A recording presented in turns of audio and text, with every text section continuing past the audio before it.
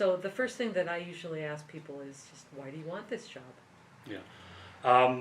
So my background is in clinical social work. I've been doing clinical social work for the last 12 years, and I've been working in social services for about 15 years. And I deliberately chose that profession to help people. The length of my social work career, I've worked in homeless programs.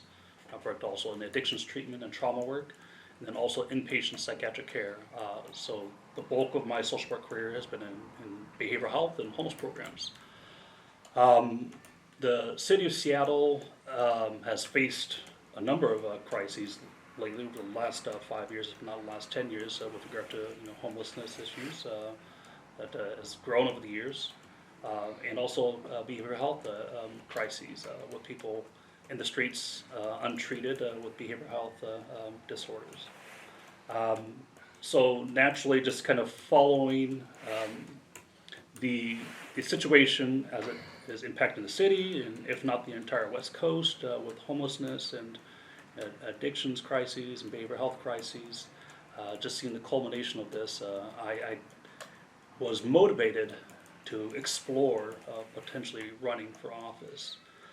Um, I believe the Seattle Metropolitan Chamber of Commerce, they've done a survey of Seattle residents. There's also been a survey from the Puget Sound Regional Council. They've done a survey on, I think it was a 12-county survey on residents, their main issues. And I think there's been a couple other surveys here in this area where residents have been surveyed on what their main concerns are. And among their top concerns are crime and safety, which would also include behavioral health and addictions crises, and then homelessness issues, among the top two.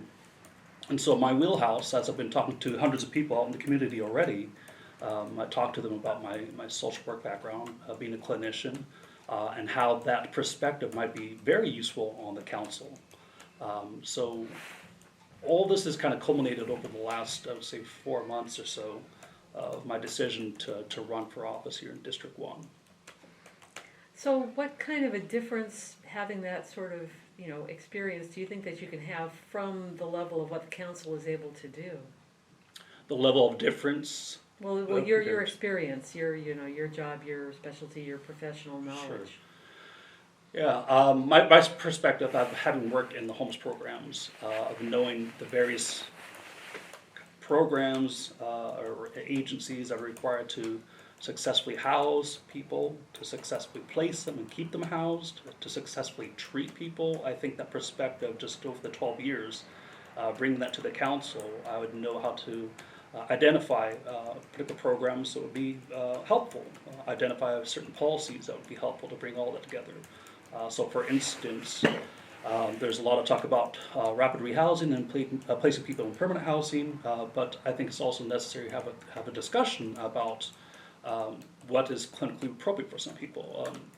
I think people should also be aware that as the population ages, there are going to be people with more significant medical needs, so maybe increasing funding for the Seattle Office of Aging and Disability, and making sure that we have occupational therapists that are able to identify people that need additional assistance and do those assessments and properly place people in housing where they're going to remain there instead of failing out of a permanent housing situation and finding themselves back into a homeless situation and cycling back into that circle of crises.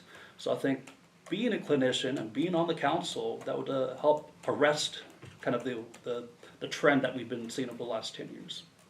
What do you think that they could or should be doing now that they're not? If you got to go in and say, okay, here's what I think we should do. Yeah. So it's multifaceted. It's very complex. It's not going to be kind of a one thing that's going to be the panacea for solving homelessness, addressing the behavioral health crises, addictions crises.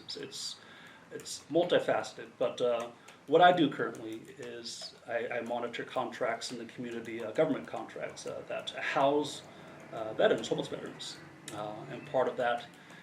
The transitional housing, oftentimes in these transitional housing locations, they have a clinician, a case manager to provide that wraparound services in addition to those ancillary services that they're getting through their medical providers, so their prescribers and so on. But to ensure that we're not just providing numbers of permanent housing, but to have quality programs, whether it's permanent housing, whether it's transitional housing, whether it's recuperative care for those people that are medically needy, or whether they're we're increasing housing for models like single room occupancy. So having a more comprehensive approach to the crisis that is facing the city, I think, is something that I would begin discussing with the council members, having that dialogue with the council, with community members, with stakeholders.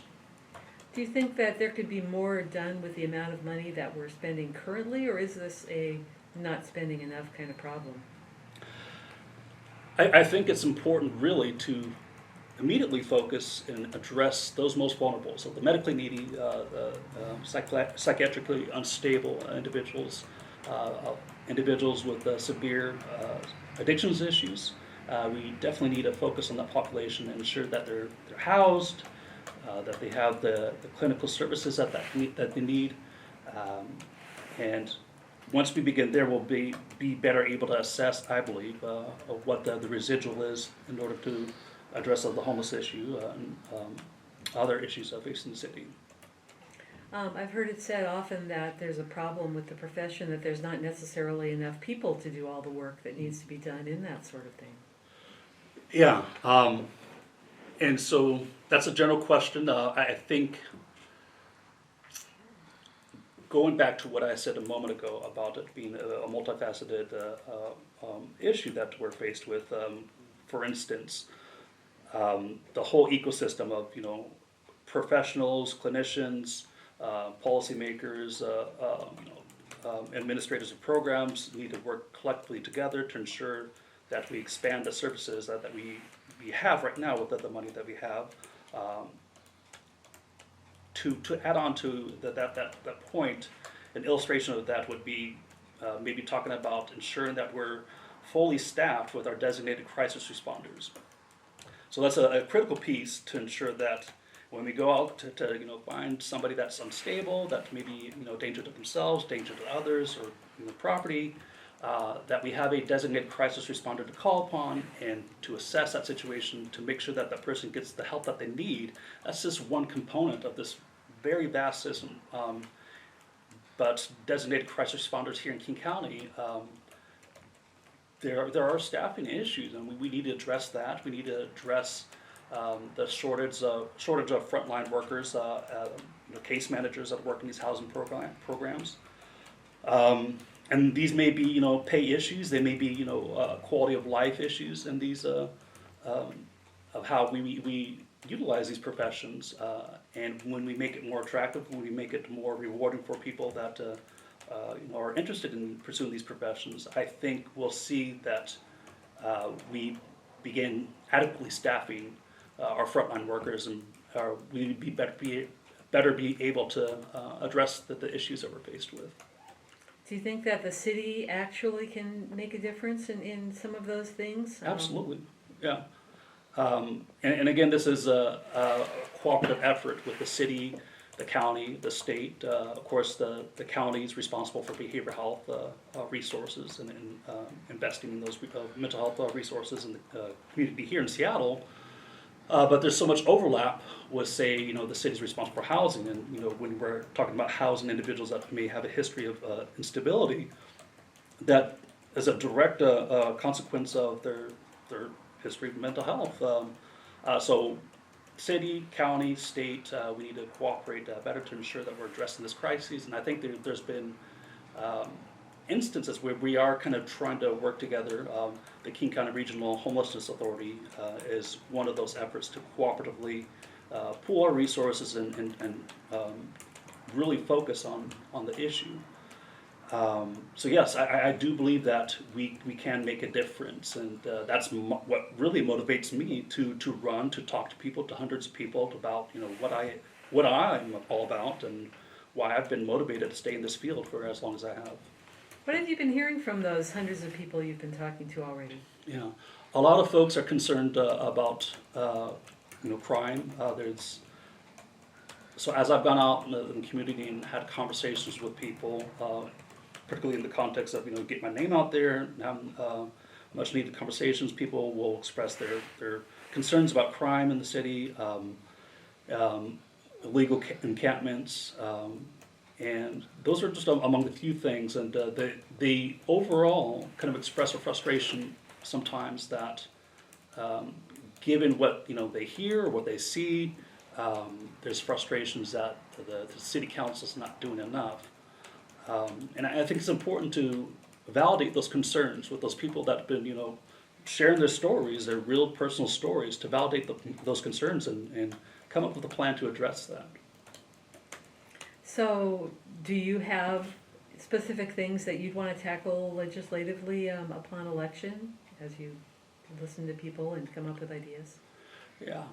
So the housing levy is going to be coming up soon, and so it's important that we really target our efforts to, ensure that, like I said before, that we're housing those most vulnerable in permanent housing, but permanent housing that's includes quality case management, quality clinical services. So that would be one thing. And as we're kind of talking about this whole system of, you could say it's an ecosystem of, the how crime interfaces with, homeless encampments, and so forth throughout the city.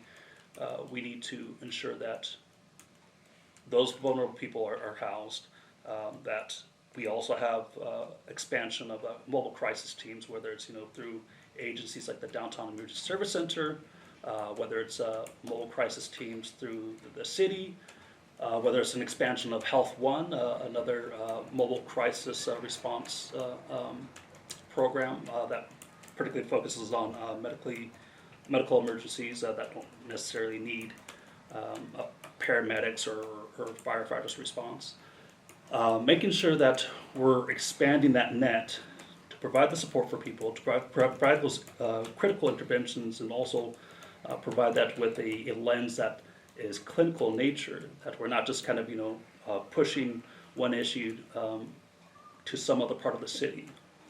I think it's helpful to coordinate our efforts, and I think the mayor's already talked about having his response team. I believe it's called the Civilian Assisted Response and Engagement Department. So they're kind of fleshing that out. But I think we're making progress, and I would like to continue that trend and really ensure that remains durable. So, some specifics then maybe about public safety.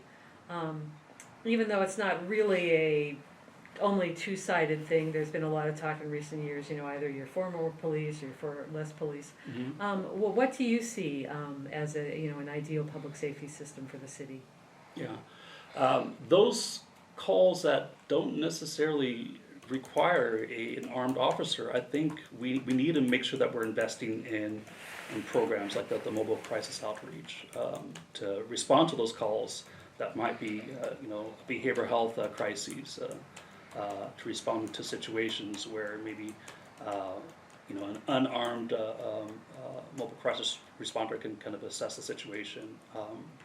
So that's a critical component to, our police force, building out our mobile crisis response teams, and then all those other ancillary programs in between. I think that is kind of a more healthy response than maybe the traditional way of looking at policing by just going in there with force or with armed officers. We definitely need to be more humanistic. We need to have those relationships with community members, and we need to know our community. So we need to draw upon people that are from those communities to respond to crises. But in terms of more police, less police, what do you think in terms of for what the city is facing? Should we have those 500 more police that we lost, or? I think the number that they're talking about right now, from the police department, the mayor's office, and what I've seen and heard reported, is about 200 officers. So yes, we do need to ensure that the police department is adequately staffed, and that is just mostly from a safety perspective. I'm former military. I served in the Army 6 years, and I know the importance of being adequately resourced and adequately staffed. When you don't have that, you run the risk of people being burnt out, and you run into greater incidents of safety issues. So when we're adequately staffed, the police force, when they go out to the communities, they're more likely to be better able to engage with the community, to be better able to de-escalate situations because they're not facing burnout, they're not facing this high turnover rate. So it's a critical piece of looking at that through the lens of safety. So safety for the officers and also safety for the community. So you did mention that about your military experience. Is there anything in particular that you think that you bring from that that would also suit you for this job? Yeah, I believe so. So when I joined the military, I deliberately chose to be a medic because I wanted to help people. And so I figured, this is a perfect opportunity for me to get in the health profession. So I became a medic in the Army. Served 6 years, deployed 2 times, once to Kuwait, then once to Iraq. And I served honorably. And after getting out, I pursued a degree in sociology because I wanted to continue that line of work in the sense that I felt compelled to help my community, to help people. So one of my heroes in my undergrad during my sociology degree was a person called named Deva Pager. She was a professor and researcher out of University of Wisconsin. But she has great work out there, and that kind of inspired me to complete my degree in sociology. And then after getting out and working for the Downtown Emergency Service Center as a case manager and working with the homeless population, and particularly finding the experience of working with homeless veterans rewarding, decided to go back into grad school to pursue a degree in social work. So my choices have been very deliberate in making sure that I'm living my true values of helping people and improving the community. That's kind of what brings me here today, actually, and hopefully moving forward with the campaign to be successful in helping the community. Let's talk about a few other issues, because heaven knows the council has a lot to Sure. deal with. Transportation, any top line thoughts on that? Yeah. I think my frustration, a lot of people's frustrations, are the delays with the sound transit projects. I remember, being in my teens, so 95, 96, when there was kind of the launch of the sound transit program, being very optimistic and bright-eyed about the sound transit would have that spine going from Everett to Tacoma by the late aughts or the early teens of the 2000s. So it's frustrating to see where we're at right now, but nonetheless, still optimistic that we can complete a lot of the projects that we have in spite of some delays. West Seattle definitely needs rapid and efficient transit, but being on the council, I'd like to also pursue, I believe the MOVE levy, Seattle MOVE levy should be coming up in 24, 25. I would like to make sure that we're allocating funding to re-explore what Sound Transit did with their study back in 2015 for the South King County High Capacity Transit Corridor Study. So it was in 2015 that they did the study, and one of the options was to go from West Seattle, the Alaska Junction, all the way down through White Center, and then through Burien, and then connecting to Tukwila, potentially Renton. And I think that's a critical piece of the transportation infrastructure in this region, in this particular community. There's an additional kind of sentiment on my part to ensure that as we're talking about transit, we're also talking about affordable housing. And I think within that corridor, if we were to pursue that South King County transit corridor, there's so much potential for adding affordable housing units, and we're not just talking about hundreds of units here and there, but thousands of units. If you look at the topography, the layout of those areas, I moved to the area initially in 2006, so I kind of have an idea of Top Hat, White Center, and up here, but all along Audubon Boulevard, all along First Ave, I think there's potential for growth for adding affordable housing. So I'd like to be a part of that discussion. So tell me how you did wind up in West Seattle. So originally moved to Seattle in 2003, December of 2003, after my first stint in the Army and was going to school. had finished up North Seattle Community College. It was community college at the time, North Seattle Community College. And then started my first quarter at University of Washington in 2005, and then I got a letter in the mail saying, pursuant to executive order, being called back to active duty, so I had to put school on hold and deploy to Iraq with a National Guard unit from Kansas.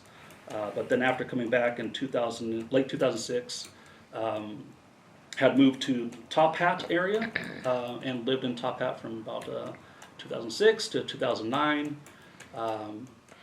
and then a couple jobs brought me, a couple other places, but ultimately lived in Seattle a couple other times, and then moved back here to West Seattle, which I considered, a place that I wanted to live. It's a beautiful area. I consider it my home. I like the fact that, it has a neighborhood feel. You have a small business sector, section of town, and then also the proximity to the beaches, nice parks. So this is home for me. I currently live in High Point, and I love it.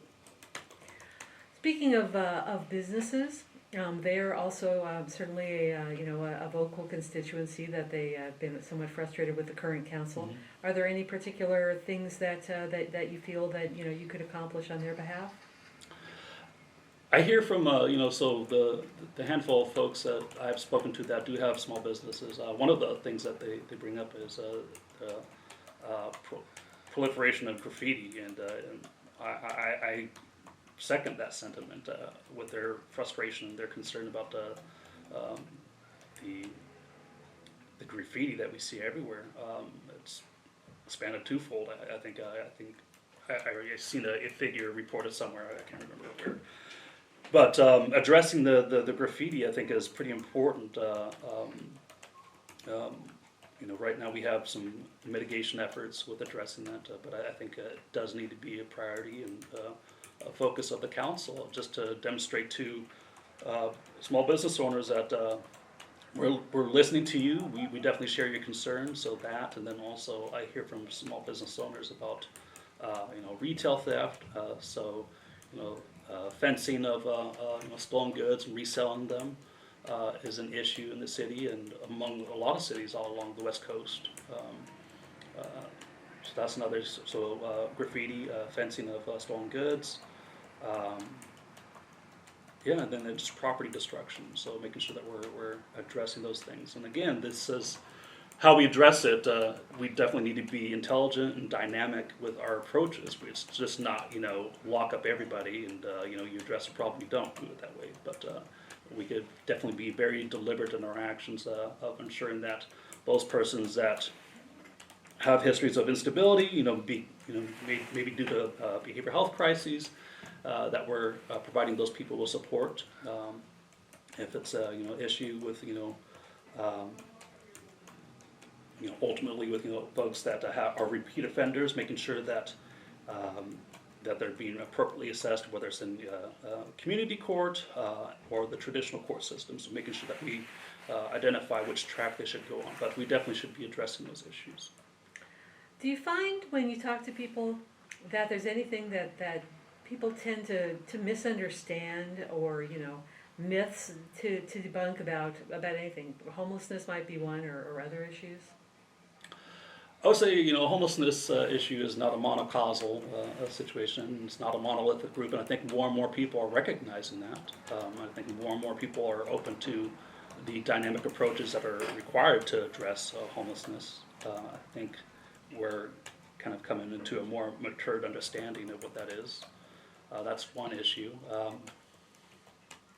That issue stands out the most for me. So anything else that you'd want people to know, just as they're starting to wake up to the race and get to what should they really know about you? Right. And may I ask really quick, are we wrapping up or? You're getting close to it. Okay. So I'd like people to know that I'm deliberately running for the purpose of, in my heart, I know that I can bring a lot of positive change to the council. I know that my clinical experience would be something that stands out among the council members and among the persons running in this race. My skill set speaks to that.